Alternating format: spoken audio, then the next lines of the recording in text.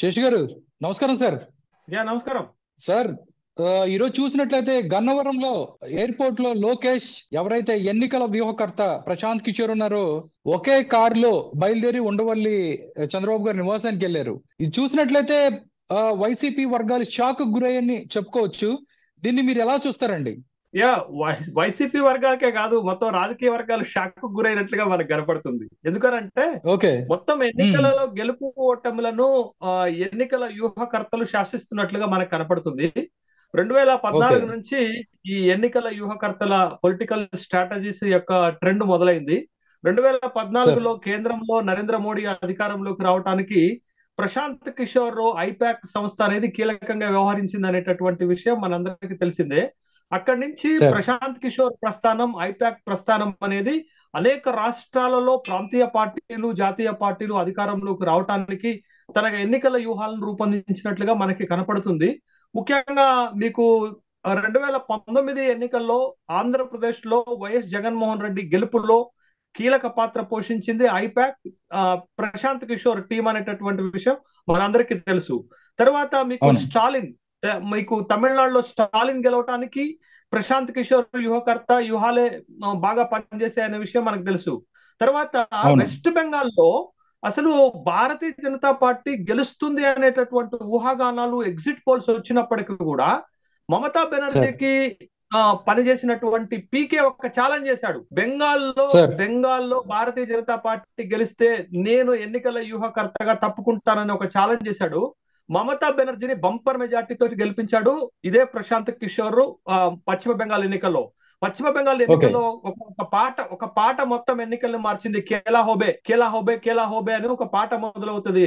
అంటే ఆ పాట ప్రారంభమైందని, రావాలి జగన్ కావాలి జగన్ అనే ఒక పాటను విస్తృతంగా ప్రజల్లోకి తీసుకెళ్లి 2019 ఎన్నికల్లో ఆంధ్రప్రదేశ్ లో జగన్మోహన్ రెడ్డి గెలవటానికి దోహదపడ్డారు. అనూహ్యంగా ఏంటంటే ఇప్పటి వరకు కూడా ఐపాక్ వైఎస్ఆర్ కాంగ్రెస్ పార్టీకి ఆంధ్రప్రదేశ్ లో పనిచేస్తుంది. అదే టీడీపీకి రాబిన్ శర్మ పనిచేస్తున్నారు. రాబిన్ శర్మ ఒకప్పుడు పీకే టీమ్ లో మెంబరే, కానీ ఇప్పుడు ఎన్నికల వ్యూహకర్తగా టీడీపీకి రాబిన్ శర్మ పనిచేస్తున్నారు.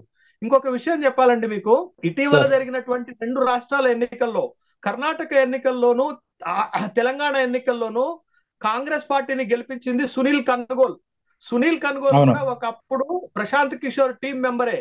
కాబట్టి వాళ్ళ ఆయా రాష్ట్రాలలో రాజకీయ పార్టీలను గెలిపించేటటువంటి వ్యూహాల్లో భాగంగా మీరు మా తెలంగాణలో కూడా బిఆర్ఎస్ కి ప్రద్యుమ్న అనేటటువంటి వ్యూహకర్త పనిచేశాడు. అయితే ఇప్పుడు అనూహ్యంగా ఇవాళ జరిగిన పరిణామం ఏంటంటే, హైదరాబాద్ నుంచి లోకేష్, ప్రశాంత్ కిషోర్ ఒకే విమానంలో ప్రయాణం చేసి గన్నవరంలో దిగి వాళ్ళిద్దరూ కలిసి అమరావతిలో ఉన్నటువంటి చంద్రబాబు నాయుడు ఇంటికి వెళ్లారు. వాళ్ళ మధ్య చర్చలు జరుగుతున్నాయి అనే విషయం బయటకు వచ్చింది, మీడియాలో వస్తుంది. ఇది ఒకంత రాజకీయ వర్గాలను ఆశ్చర్యం చేస్తుంది, జగన్మోహన్ రెడ్డిని ఆశ్చర్యపరుస్తుంది, అదేవిధంగా వైఎస్ఆర్ కాంగ్రెస్ పార్టీని ఆశ్చర్యపరుస్తుంది. ముఖ్యంగా ఆంధ్రప్రదేశ్ లో ఉన్నటువంటి ఎన్నికలను వాతావరణాన్ని కూడా మార్చేటటువంటి అవకాశం మనకు కనపడుతుంది. ఎందుకంటే ప్రశాంత్ కిషోర్ పైన ఒక అభియోగం ఉంది. ఏంటి అభియోగం తెలుసా? గెలిచే పార్టీకే వ్యూహకర్తగా పనిచేస్తాడు అనే ఒక విమర్శ, అభియోగము ప్రశాంత్ కిషోర్ పైన ఉంది. ఇది మీరు కీలకంగా చూడాలి. అంటే ఇవాళ టీడీపీ జనసేన అలయన్స్ గెలవబోతుందా, అందుకే ప్రశాంత్ కిషోర్ చంద్రబాబు నాయుడుతో మీట్ అయ్యారా అనేటటువంటి ఊహాగానాలకు తెరలేస్తుంది కదా. అవునండి సార్. ఇంకోటి కూడా అంటే గతంలో కూడా వైసీపీకి పనిచేశారు, దాంతో పాటు బీహార్ లో వర్క్ చేశారు. అంటే ఏం చెప్పుకోవచ్చు, డెఫినెట్లీ ప్రశాంత్ కిషోర్ అనే వ్యక్తి ఈ టీం కి పనిచేస్తున్నట్టయితే, టీడీపీ కానీ జనసేనకి అలయన్స్ కి వర్క్ చేస్తే, దాంతో పాటు ఆంధ్రప్రదేశ్ లో ప్రశాంత్ కిషోర్ కి ఎంతో కొంత బ్యాడ్ నేమ్ ఉన్నట్టుగా తెలుస్తూ ఉంటది. కోడికత్తి కేసు అవ్వచ్చు, దాంతో పాటు దీదికి సంబంధించి కాలుకి సంబంధించి ఆ కాలు సంబంధించిన స్టంట్, ఇవన్నీ స్టంట్స్ అంటూ ఉంటారు. అంటే ఎంతో కొంత టీడీపీకి ఫెచ్చింగ్ అయ్యే అవకాశం ఉందంటారా ప్రశాంత్ కిషోర్ ఆడన్ అవటం? అంటే ప్రశాంత్ కిషోర్ టీము, ప్రశాంత్ కిషోర్ ఆయా రాష్ట్రాల్లో ఎన్నికల్లో గెలవటానికి అద్భుతమైనటువంటి ఐడియాలు ఇస్తుంది మనకు కనపడింది. మీకు మమతా బెనర్జీ విషయంలో చూడండి, బెంగాల్ విషయంలో మమతా బెనర్జీ పైన దాడి జరిగితే కాలుకు కట్టుకొని ఎన్నికల ప్రచారం మొత్తం చేసింది. అంటే ఒక సింపథెటిక్ ఇట్లాంటి కొన్ని సెంటిమెంట్ అంశాలు, సింపథెటిక్ అంశాలను పట్టుకోవటంలో ప్రశాంత్ కిషోర్ దిట్ట. ఇంకొకటి, వీళ్ళు ఎన్నికల వ్యూహకర్తలు మొత్తం ఓల్ అండ్ సోల్ గా నడిపిస్తున్నారండి ఎన్నికల రాజకీయాలను. అభ్యర్థులు ఏ అభ్యర్థి నిలబెట్టాలా, ఏ సామాజిక వర్గాన్ని నిలబెట్టాలా, ఎవరిని నిలబెట్టాలా అనేటటువంటి విషయాలన్నిటితో పాటు గెలుపుకు కావలసినటువంటి వ్యూహాలను, అంటే పాటల రూపంలో కానీ, బలమైనటువంటి స్లోగన్స్ రూపంలో కానీ, బలమైనటువంటి వ్యూహాల రూపంలో కానీ అన్ని రకాలైనటువంటి స్ట్రాటజిక్ ని ప్లే చేస్తున్నారు. ఇది ఓటర్స్ ని ఒక విధంగా మాయ చేస్తున్నట్టుగా కనపడుతుంది. మీరు చూడండి, తెలంగాణ రాష్ట్రంలో మొన్న జరిగినటువంటి ఎన్నికల్లో మార్పు కావాలి, కాంగ్రెస్ రావాలి, మార్పు కావాలి, కాంగ్రెస్ రావాలి, ఎక్కడ ఏ నలుగురు నిలబడ్డ దగ్గరైనా ఇదే చర్చ జరిగిందండి. అంటే ప్రజల మూడుని ప్రజల వ్యూహాన్ని డైవర్ట్ చేయటంలో ఎన్నికల వ్యూహకర్తలు సక్సెస్ అవుతున్నట్లుగా మనకు కనపడుతుంది. అడ్వాన్స్ టెక్నాలజీని వాడుతున్నారు. ప్రజల్లోకి డీప్ గా అంశాలను తీసుకుపోవడానికి సోషల్ మీడియాని పెద్ద ఎత్తున వాడుకుంటున్నారు. కాబట్టి ఇవాళ ఇదంతా కాదు, మనకి ఇక్కడ గమనించాల్సిన విషయం ఏంటంటే, ఇప్పటి వరకు టీడీపీకి ఎన్నికల వ్యూహకర్తగా పనిచేస్తున్న రాబిన్ శర్మను కాదని ప్రశాంత్ కిషోర్ ఎందుకు చంద్రబాబు నాయుడిని కలిశాడు?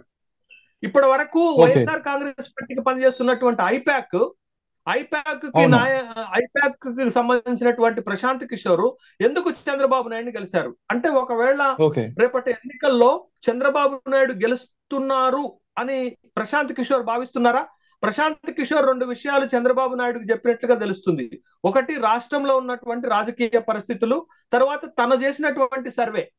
ప్రశాంత్ కిషోర్ కూడా వ్యక్తిగతంగా ఒక సర్వే చేశాడట. ఆ సర్వేని చంద్రబాబు నాయుడు ముందు పెడుతున్నారు.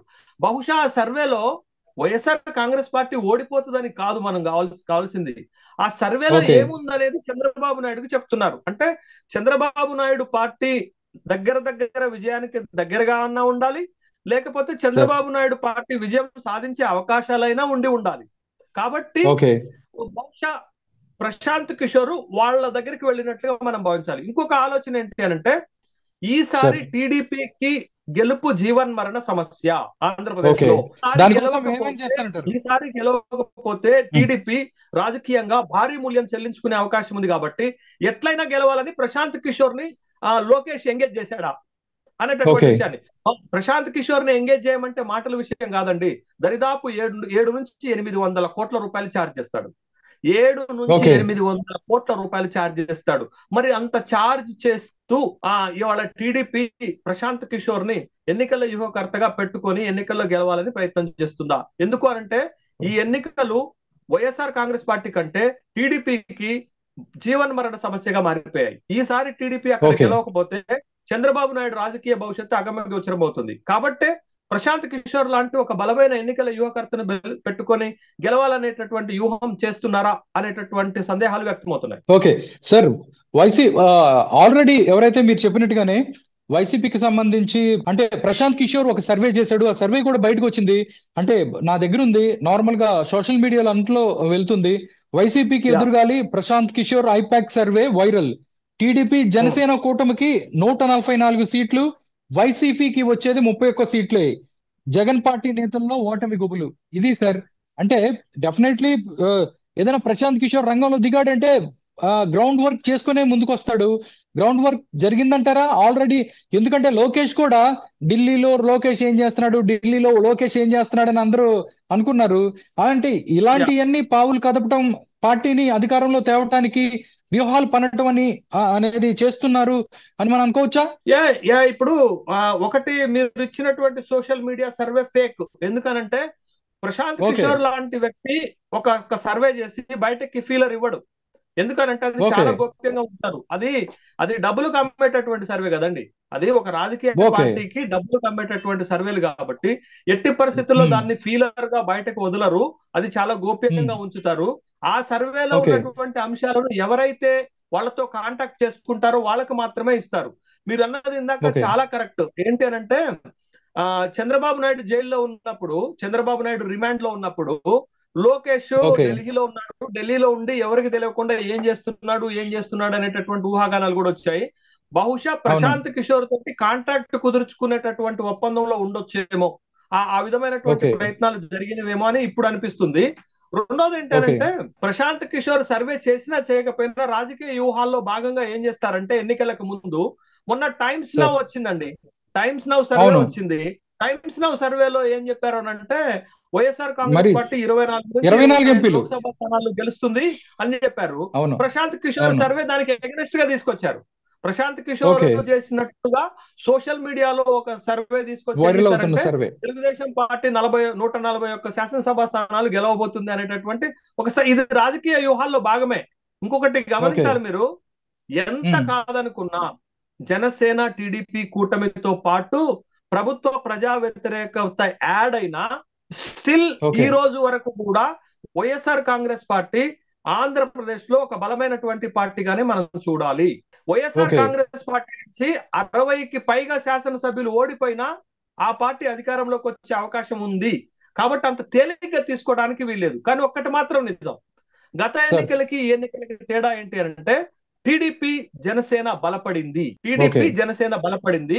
వైఎస్ఆర్ కాంగ్రెస్ పార్టీ పైన ప్రజా వ్యతిరేకత ఉంది. ఈ మూడింటిని తట్టుకొని వైఎస్ఆర్ కాంగ్రెస్ పార్టీ ఎన్ని సీట్లు గెలుస్తుంది? వాళ్ళు వై నాట్ 175 అంటున్నారు, వై నాట్ 175 అంటున్నారు. అంతే కదా, వై నాట్ 175 అంటున్నారు. గెలుపు కోసం వాళ్ళు కూడా లోకేష్ ను ఓడించిన క్యాండిడేట్ ని మార్చారు, పవన్ కళ్యాణ్ ని ఓడించిన క్యాండిడేట్ ని మార్చారు. అంటే ఎంత వ్యూహాత్మకంగా వెళ్తున్నారనే విషయాన్ని కూడా ఇక్కడ మనం గమనించాలా. అవునండి, ఆల్మోస్ట్ ఎవరైతే అంబటి రాంబాబు ఉన్నాడో, దాంతో పాటు అంబటి రాంబాబు అవచ్చు, రోజాకు కూడా సీట్లు లేవనే పరిస్థితి. అంటే వాళ్ళు కూడా చాలా క్లీన్ గా వెళ్తున్నారు, జాగ్రత్తగా వెళ్తున్నారు అనుకోవచ్చా? గెలుపు కోసం జగన్మోహన్ రెడ్డి బలమైన ఎత్తుగడలు వేస్తున్నాడు. అంతిమంగా గెలుపు కోసం ఏమి చేయడానికైనా సాహసంగా ఉన్నాడు. కాబట్టి జగన్మోహన్ రెడ్డి పార్టీ చాలా బలంగా, సంస్థాగతంగా బలంగా ఉంది. అంత ఈజీ కాదు జగన్మోహన్ రెడ్డిని ఎదుర్కోవటం ఆంధ్రప్రదేశ్ లో తెలుగుదేశం పార్టీకి. కానీ తెలుగుదేశం పార్టీకి ఉన్న ఒక అనుకూలత ఏంటంటే, ఖచ్చితంగా తెలుగుదేశం బలం పెరిగింది, దానికి జనసేన యాడ్ అవుతుంది, దానికి ఇంకొక ఫ్యాక్టర్ యాడ్ అవుతుంది, ప్రభుత్వ ప్రజా వ్యతిరేకత. ఇప్పుడు ప్రశాంత్ కిషోర్ కూడా యాడ్ అయితే అది ఖచ్చితంగా తెలుగుదేశానికి బలమే. సార్, అంతకు ముందు కూడా మనం చూసుకున్నట్లయితే ఛాన్సలర్లు నేషనల్ మీడియాతో మాట్లాడుతున్నప్పుడు ఎవరైతే ప్రశాంత్ కిషోర్ ఉన్నాడో, డెవలప్ అంటే సంపదని సృష్టించాలి, దాంతోపాటు సంక్షేమం ఇవ్వాలి, సంపదని సృష్టించకుండా సంక్షేమాలు ఇచ్చుకుంటూ పోతే ఆ రాష్ట్రాల పరిస్థితి బాగుండదు అని చెప్పాడు. అంటే బిఫోర్ లాస్ట్ ఎలక్షన్స్ లో వైసీపీకి పనిచేశాడు ప్రశాంత్ కిషోర్. అంటే దాని తర్వాత జగన్ ఈసారి కూడా ఐ థింక్ పనిచేయమని అని అడగొచ్చు, లేకపోతే ఆయనకున్న వ్యతిరేకత లేకపోతే అనుకున్న ఫీడ్బ్యాక్ వల్ల కాదని చెప్పుండొచ్చు అంటారా? అయితే ఇక్కడ ఒక వార్తలు అనేక సందర్భాల్లో వచ్చాయండి. ఇప్పటికీ జగన్మోహన్ రెడ్డి పార్టీకి ఐపాక్ సంస్థ పనిచేస్తుంది. ఐపాక్ సంస్థకి ప్రశాంత్ కిషోర్ కి మధ్య దూరం పెరిగింది అనేటటువంటి ఒక ఊహాగానాలు కూడా మీడియాలో వార్తలుగా వచ్చినటువంటి సందర్భం ఉంది. అయితే ఇప్పటికీ జగన్మోహన్ రెడ్డి పార్టీకి ఐపాక్ అనేటటువంటి సర్వే సంస్థ పనిచేస్తుంది. మరి ప్రశాంత్ కిషోర్ పోషించేటటువంటి రోల్ ఏంటి, ప్రశాంత్ కిషోర్ ఐపాక్ లో తన రోల్ ఏంటి అనేటటువంటి విషయం రేపటి రోజున ఖచ్చితంగా బయటకు వస్తుంది. అయితే ప్రశాంత్ కిషోర్ ఈ మధ్య తన ఎన్నికల వ్యూహాలలో ఫెయిల్ అవుతున్నట్లుగా మనకు కనపడుతుంది. ఎందుకనంటే తెలంగాణ రాష్ట్రంలో బీఆర్ఎస్ గెలుస్తుందని చెప్పాడు. ప్రశాంత్ కిషోర్ చెప్పినటువంటిది ఏంటంటే, తెలంగాణ రాష్ట్రంలో బీఆర్ఎస్ గెలుస్తుందని చెప్పాడు, కానీ ఓడిపోయింది. ఎందుకు? వాళ్ళ టీం నుంచి వచ్చినటువంటి సునీల్ కనుగోలు అటు కాంగ్రెస్ పార్టీని కర్ణాటకలో గెలిపించాడు, ఇటు తెలంగాణలో కూడా గెలిపించాడు. తర్వాత కాంగ్రెస్ పార్టీకి ఎన్నికల యువకర్తగా పనిచేస్తానన్నా కాంగ్రెస్ పార్టీ ప్రశాంత్ కిషోర్ ని తీసుకోలే. తర్వాత ప్రశాంత్ కిషోర్ యూలో జాయిన్ అయ్యారు, ఏది మనకి అక్కడ బీహార్ లో. కానీ దాని నుండి కూడా బయటకు వచ్చి మీకు బీహార్ లో జన సందేశ్ యాత్ర అని ఒక యాత్ర చేశాడు, పాదయాత్ర చేశాడు, ఇదే ప్రశాంత్ కిషోర్. కానీ ప్రశాంత్ కిషోర్ ఎక్కడా రాజకీయంగా సక్సెస్ కావట్లేదండి. ఎన్నికల వ్యూహకర్తగా సక్సెస్ అయినా రాజకీయ నాయకుడిగా సక్సెస్ కావటం లేదు. బహుశా ఆ డైలమాలో ప్రశాంత్ కిషోర్ ఉన్నట్లుగా నేను భావిస్తున్నాను. ప్రశాంత్ కిషోర్ కి ఐపాక్ సంస్థకి దూరం జరిగినట్లుగానే అనిపిస్తుంది నాకు. కాబట్టి ప్రశాంత్ కిషోర్ తెలుగుదేశానికి పనిచేసిన ఐపాక్ అనేటటువంటి సంస్థ జగన్మోహన్ రెడ్డికి పనిచేస్తుంది. కానీ ఇక్కడ మనం మాట్లాడుకోవాల్సిన విషయం ఏంటంటే, ప్రశాంత్ కిషోర్ ఐడియాస్ ఖచ్చితంగా తెలుగుదేశం పార్టీకి ప్లస్ అవుతాయి. ఎందుకు? 2014లో ఇదే ప్రశాంత్ కిషోర్ వైఎస్ఆర్ కాంగ్రెస్ పార్టీకి ఎన్నికల వ్యూహకర్తగా పనిచేశాడు. ఆ అనుభవం ఉంది. ఆ అనుభవం మొత్తం కూడా ఇటు ట్రాన్స్ఫార్మ్ చేస్తే టీడీపీకి ప్లస్ అవుతుంది, వైఎస్ఆర్ కాంగ్రెస్ పార్టీకి మైనస్ అవుతుంది. ఓకే సార్, అంతకుముందు చూసుకున్నట్టయితే ప్రశాంత్ కిషోర్ అనే వ్యక్తి దేశానికి పట్టిన పీడ అన్నారు టీడీపీ వాళ్ళు. దాంతో పాటు టీడీపీ అనుకూల మీడియా కూడా చాలా ప్రశాంత్ కిషోర్ మీద దుమ్మెత్తి పోసింది. ఇతని వల్లే ఇలాంటి కోడికత్తికి సంబంధించిన ఈ డ్రామాలు అవ్వచ్చు, మిగతా అవ్వచ్చు, చాలా జరిగాయి. బట్ ఇలాంటి పరిస్థితుల్లో వచ్చినప్పుడు ఇప్పుడు వాళ్ళ పరిస్థితి ఏంటంటారు? అంటే కలిసి వెళ్లే ప్రయత్నంలోనే తీసుకొచ్చారంటే అది పాజిటివ్ యాంగిల్లో జనాలకి వెళ్తుందంటారా? స్వయంగా చంద్రబాబు నాయుడే ప్రశాంత్ కిషోర్ పైన ఆరోపణలు చేశారు. బీహారీ బాబులు వచ్చి ఆంధ్రప్రదేశ్ ని సర్వనాశనం చేశారు అనేటటువంటి వ్యాఖ్యానం చేశారు. తెలుగుదేశం పార్టీలో ఉన్న కీలక నాయకులు, ముఖ్యంగా ఆయన ఎవరు, నర్సీపట్నం నుంచి ఉన్నటువంటి ఆయన ఉంటాడు కదా, అయ్యన్న పాత్రుడు లాంటి వాళ్ళు కూడా విపరీతమైనటువంటి లాంగ్వేజ్ తోటి ప్రశాంత్ కిషోర్ విమర్శించారు. ప్రశాంత్ కిషోరే ఆంధ్రప్రదేశ్ ని ముంచాడు, ఈ కోడి కత్తి డ్రామాలు అతనివే అని చెప్పినటువంటి విమర్శలు చేశారు. కానీ ఇవన్నీ రాజకీయ విమర్శలే అండి. ఇవన్నీ పెద్దగా ప్రభావం చూపెంటో రాజకీయ విమర్శలే. రాజకీయం కోసం మాట్లాడుకుంటారు. అదే జగన్మోహన్ రెడ్డి 400 కోట్ల రూపాయలు ప్రజాధనాన్ని వెచ్చించి ప్రశాంత్ కిషోర్ ని ఎన్నికల యువకర్తగా పెట్టుకున్నాడని విమర్శించినటువంటి వీళ్లే ఇవాళ ప్రశాంత్ కిషోర్ తో కాంటాక్ట్ పెట్టుకుంటే 700 కోట్ల రూపాయలు ఇవ్వాలి.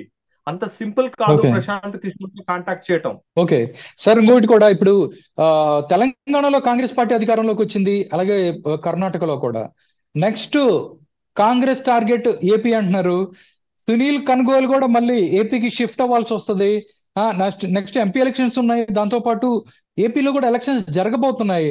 అంటే సునీల్ కన్గోలు వర్సెస్ ప్రశాంత్ కిషోర్, ఇట్లా దాంతో పాటు వర్సెస్ ఐపాక్, అంటే స్ట్రాటజీస్ ఏదైతే ఉన్నారో వాళ్ళందరి మధ్య ఒక వార్లా చూడొచ్చా ఏపీ ఎలక్షన్స్ ని?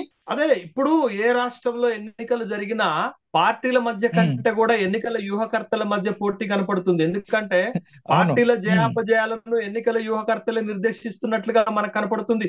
కోట్ల రూపాయలు ఇచ్చి కాంటాక్ట్ పెట్టుకుంటున్నారండి.